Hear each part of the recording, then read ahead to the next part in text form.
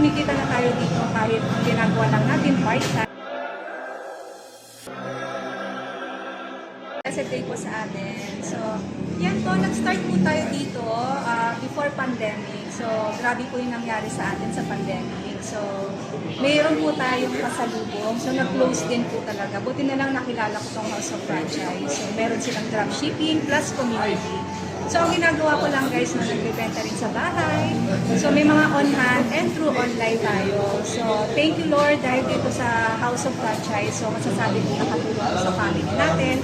Dahil kasi nga nagka-pandemic, diba? Nagsarado lahat. So, through online lang po tayo.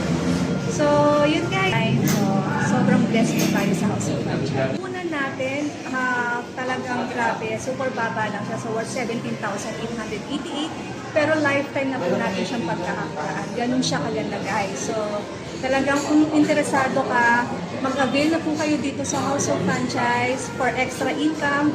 Pwedeng gawing part-time or full-time. So talagang masasabi ko kung makaka-help po sa family. Thank you, ma'am. Thank you and God bless.